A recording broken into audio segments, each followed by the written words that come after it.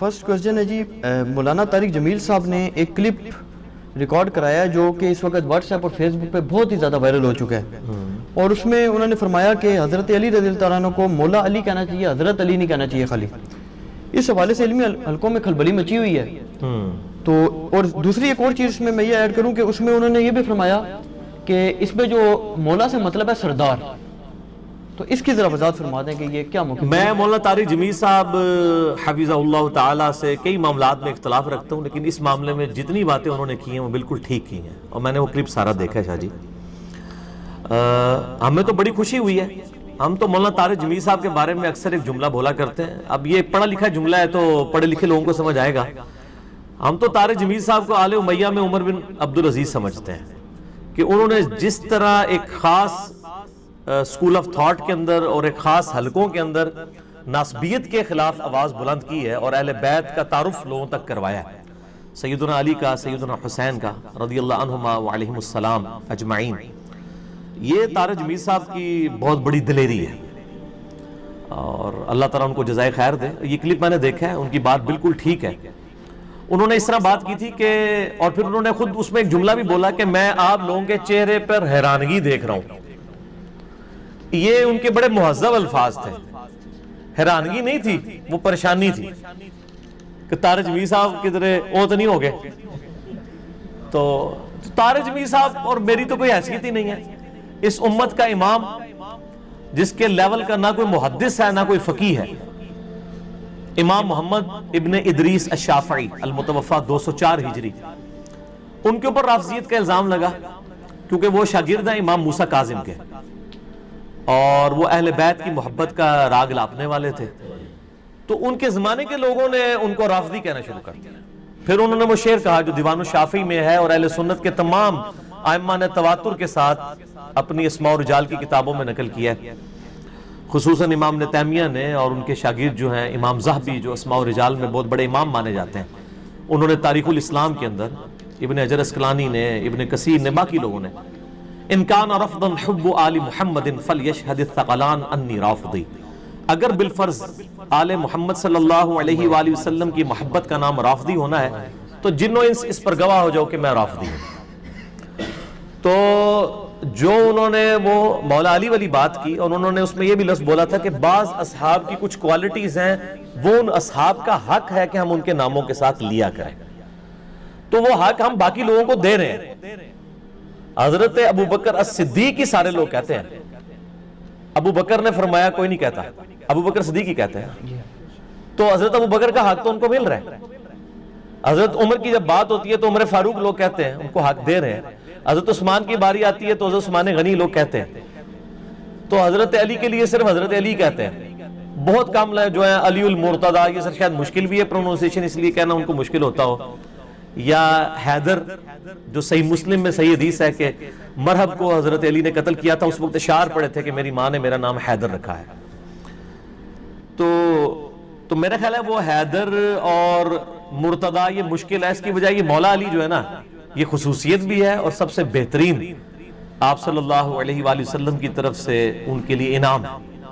تو میں طارق جمیل صاحب کے ساتھ ہوں اس مسئلے میں، اور میرا تو ایک کلپ ہے لاکھوں لوگ دیکھ چکے ہیں، غدیر خم کی حدیث کے 8 طرق اہل سنت کی کتابوں سے، جس میں نے غدیر خم کی جو حدیث ہے جس پہ آپ صلی اللہ علیہ وآلہ وسلم نے یہ ارشاد فرمایا تھا، یہ حدیث جو ہے وہ صحیح مسلم میں اوپر تلے 4 حدیثیں، انٹرنیشنل نمبر کے مطابق کتاب الفضائل ہے جو صحابہ کے فضائل کا چیپٹر میں باب فضائل علی میں 6225 سے لے کے 6228 تک، جامعہ ترمذی میں 3713 نمبر حدیث ہے انٹرنیشنل نمبر کے مطابق، سنن نسائی الکبریٰ کے اندر موجود ہے، مسند احمد کے اندر موجود ہے۔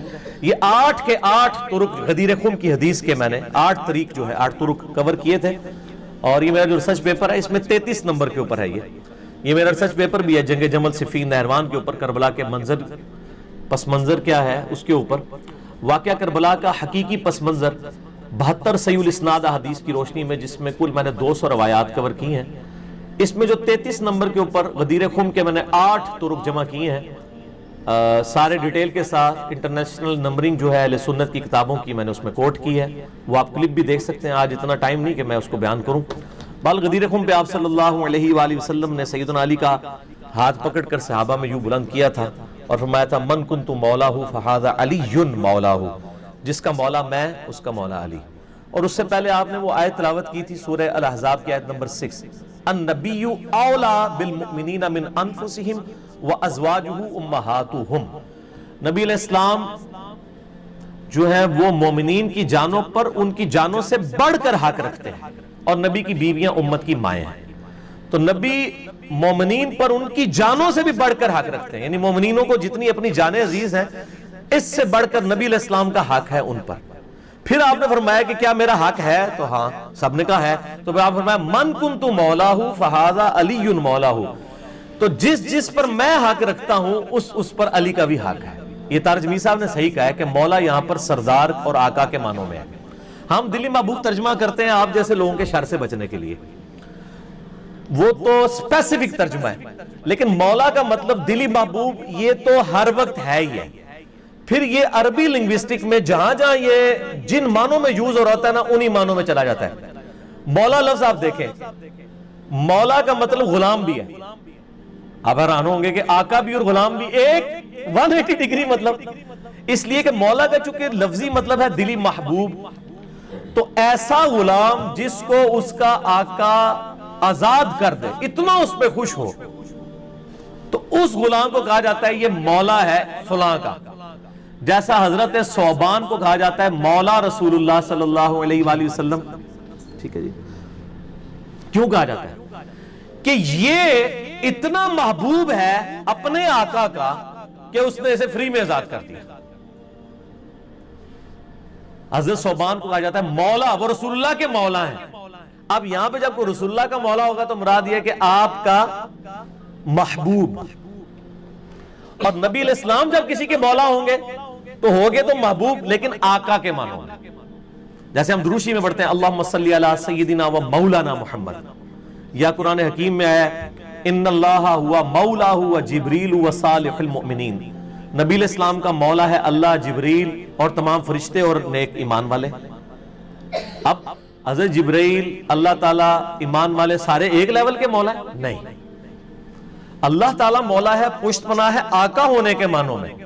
حضرت جبرائیل اور ایمان والے اور صحابہ حضور کے مولا ہیں ان معنوں میں کہ وہ ان کے سپورٹیو ہیں، آقا ہونے کے معنوں میں نہیں ہے، یا غلام ہونے کے معنوں میں یا سپورٹیو۔ تو مولا جو ہے وہ سرکمسٹانسز بتاتے ہیں کہ اب مولا کا مطلب جو ہے وہ دلی محبوب ہے یا آقا ہے یا غلام ہے یا جگری یار ہے۔ بات جگری یار کا معنی تو ہمیشہ رہے گا، ایسا غلام جس کو اس کا مالک آزاد کر دے وہ اس مالک کا مولا بن جاتا ہے۔ کہتے ہیں یہ اس کا دیکھو بڑا آنکھوں کا تارا ہے، اور وہ آقا اس غلام کا مولا بن جاتا ہے کہ اس لیے کہ وہ اس سے اتنی محبت کرتا ہے کہ اسے آزاد کر دیا۔ تو مولا آقا کے معنوں میں بھی آتا ہے، غلام کے معنوں میں، لیکن میں نے ان ساری چیزوں سے بچنے کے لیے ایک ہی معنی کیا ہوا ہے، جس کا جگری دوست میں اس کا جگری دوست علی۔ تو جس کو آقا کا معنی نازم ہو کم از کم وہ دلی لگاؤ تو حضرت علی سے رکھے۔ صحیح مسلم میں حدیث ہے انٹرنیشنل نمبر کے مطابق 240، علی سے محبت نہیں رکھے گا مگر مؤمن، علی سے بغض نہیں رکھے گا مگر منافق۔ تو محبت علی is the litmus test of ایمان۔ یہ تو اس سے بھی بڑی بات ہے، من کنت مولاہ فہذا علی مولاہ، یہ چھوٹی بات ہے، اس سے بڑی بات تو صحیح مسلم میں 240 نمبر حدیث ہے 240، علی سے محبت نہیں رکھے گا مگر مؤمن، علی سے بغض نہیں رکھے گا مگر منافق، یہ اس سے بڑی بات ہے۔ تو وہ غدیر خم کیا حدیث دیکھ لیں۔ اچھا پھر یہاں پہ حدیث ختم نہیں ہوئی ہے، اس کے بعد آپ نے فرمایا اے اللہ اس سے محبت رکھ جو علی سے محبت رکھے، اس سے دشمنی رکھ جو علی سے دشمنی رکھے۔ اور یہ حدیث متواتر ہے، یہ کم از کم 20 صحابہ نے یہ روایت کی ہے۔ اب وہ غدیر خون پہ میں پھر 1 گھنٹہ فی الودی بول سکتا ہوں۔ میں نے ریسرچ پیپر کا تعارف کروا دیا، یہ 5B ریسرچ پیپر ahlsunnatpak.com سے ڈاؤن لوڈ کریں، اور آپ یوٹیوب پہ غدیر خم صرف لکھیں سر، دنیا میں کہیں بیٹھ کے ٹاپ پہ میرا کلپ کھلے گا، لاکھوں لوگ دیکھ چکے ہیں۔ سب سے زیادہ بلکہ جب بھی حضرت علی حسن حسین کی بات ہوتی دنیا میں کوئی بندہ بھی سرچ کرتا ہے نا، انجینئر صاحب کے کلپ پہلے آنا شروع ہو جاتے ہیں جنہوں نے ورکنگ کی ہوئی ہے۔ تو یہ یعنی ہم طارق جمیل صاحب کی ٹوٹلی حمایت کرتے ہیں اس مسئلے کے اندر، اور ان کو اپریشیٹ کرتے ہیں کہ انہوں نے یہ بہت بڑی جرت کا کام کیا ہے اور انہوں نے یہ بات کی ہے۔ کم از کم ایک بڑی پرسنالٹی جب یہ بات کرتی ہے نا تو ہمارے جیسے چھوٹے لوگوں کی بھی بات کو سن لیتا ہے۔ ظاہر ہے امت میں ایک بڑی لیول کی پرسنالٹی ہے طارق جمیل صاحب کی، علمی اختلاف ہمیں اپنی جگہ، لیکن ظاہر ہے کہ ان کی فالوئنگ ہے، ہر طبقے میں موجود ہے۔ اور ان کے منہ سے یہ مولا علی نکلنا، ہماری کئی ویڈیوز میں نکلنا، اس کا پلڑا کم ہے، اس کا پلڑا زیادہ بھاری ہے. تو طاہر جمیل صاحب کی یہ تازہ ویڈیو آئی تھی، وہ اہل تشیع نے بھی اپلوڈ کی، اہل سنت کے چینل سے بھی اپلوڈ ہوئی. باقی اب جو کوئی اس سے کوئی مولڈ کر کے اس پہ کوئی تھم نیل اور کوئی بنا کے رزلٹ نکالتا ہے، اس کی کوئی ذمہ داری نہیں ہوتی. میری اپنے بارے میں بھی ہے. مجھے لوگ کہتے ہیں جی آپ کے کلپ جو ہے وہ شیعہ نے بھی چڑھائے ہوئے ہیں، بریلویوں نے بھی چڑھائے ہوئے ہیں، دیوبندیوں نے بھی، اہل حدیثوں نے، ہر بندوں نے اپنے مطلب نکالے ہوئے ہیں. کوئی فرق نہیں پڑتا.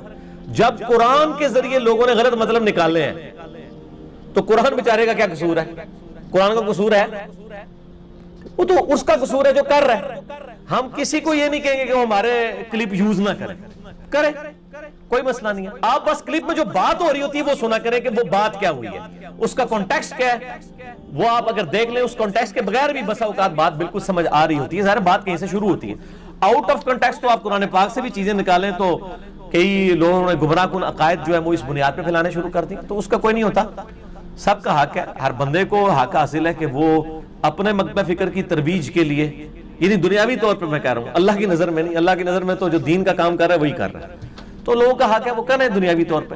تو ہم جی طاہر جمیل صاحب کی مکمل حمایت کرتے ہیں اس مسئلے میں، اور میرا تو ریسرچ پیپر آلریڈی موجود ہے. باقی میں اس پہ تفصیل نہیں بولوں گا. آپ غدیر خم کی حدیث آپ جا کے یوٹیوب پہ لکھیں غدیر خم، GHADEER خم KHUM، جس میں نبی علیہ السلام نے مکے سے مدینے واپس آتے ہوئے اپنی وفات سے 3 مہینے پہلے غدیر خم کا خطبہ دیا ہے. اور فرمایا 2 چیزیں چھوڑ کے جا رہا ہوں، ایک اللہ کی کتاب ہے اور دوسرے میرے اہل بیت ہے. اور اہل بیت میں بھی سیدنا علی کو ڈومیننٹ کیا، اور بیسیکلی اہل شام کو اور اہل مدینہ کو ڈرانا تھا کہ میرے بعد میرے اہل بیت کے ساتھ اس نے سلوک کرنا. لیکن جو کچھ پھر امت نے کیا ہے وہ ایک تلخ باب ہے، اور وہ آپ کا بھی ایک محبوب ٹاپک ہے اور میرا مجبور ٹاپک ہے، اس لیے میں اس طرف جانا نہیں چاہتا. اس کو یہیں پہ ہی